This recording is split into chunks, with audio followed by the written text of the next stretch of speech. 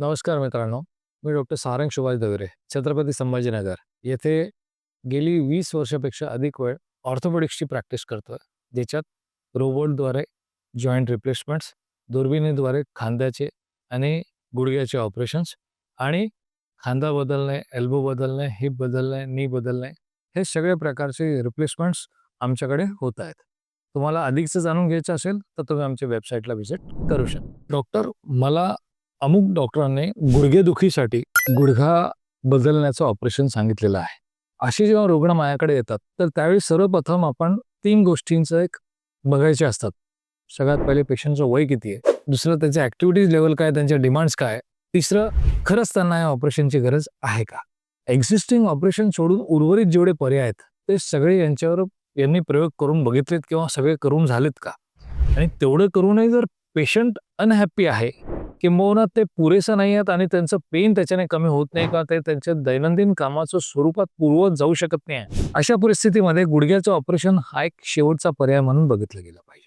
प्राप्त परिस्थितीमध्ये एक यांना खरंच पूर्ण गुडघा बदलायची गरज आहे का अर्ध गुडघ्यातही यांचं काम होऊ शकतं?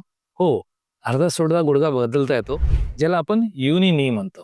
युनी नी म्हणजे बेसिकली जिथं फक्त गुडघ्याच्या 2 भागांपैकी एक पूर्णपणे झिजलेला, जो पूर्ण गुडघ्याचे जर दोन्ही बाजूचे पदर आणि गाद्या झिजल्यात फाटल्या असतील तर त्या ठिकाणी टोटल नी रिप्लेसमेंट असतो.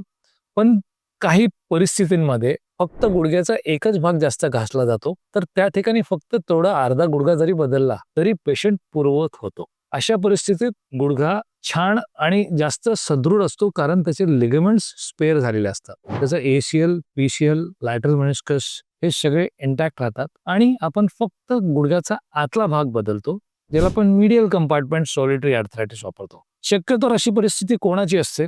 एक 50च्या आसपासचे रुग्ण, जे ज्येष्ठ पण नाही आहेत आणि यंग पण नाही आहेत, पण त्यांचं जर तुम्ही स्कॅनोग्राम बघा, त्याच्यात त्यांचा गुडघ्याचा ॲक्सिस वारसमध्ये चाललाय, लॅटरल कंपार्टमेंट चांगला आहे. कार्टिग्राम जर तुम्ही बघाल तर लॅटरल कार्टिलेज खूप चांगला आहे आणि फक्त मीडियल जॉइंट अलाइन आर्थरायटिस आहे, ज्या ठिकाणी तुम्हाला हाय टिबियल ऑस्टिओटोमी करून दुर्बिणीद्वारे मेनिस्कस रिपेअर करून त्याची ड्युरेबिलिटी जर डाऊटफुल वाटते किंवा बेसिकली ते रिपेअर केल्यानंतर पेशंटला खूप जास्त दिवस आपल्याला पेन फ्री रिलीफ नाही देता येणार, त्या परिस्थितीत आपल्याला युनी नीचा निश्चित विचार करता येतो. युनीला एक पॅरलल ऑप्शन असतं, high tibial osteotomy with SOS meniscus repair.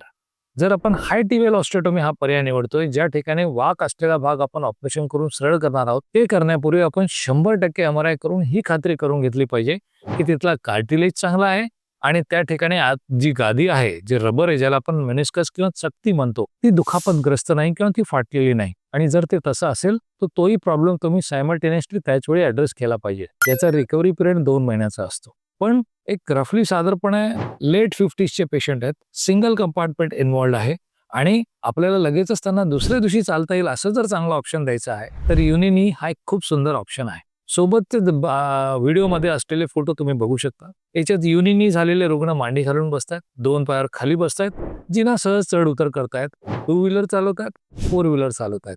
तुम्हाला युनी नीची गरज आहे का हे जाणून घ्यायचं असेल तर तुमच्याकडे उपलब्ध असलेले सगळे एक्सरेज, रिपोर्ट, स्कॅनोग्राम, एमआरआय घेऊन तुम्हाला नजीकच्या तज्ञ डॉक्टरांना भेटायला लागेल.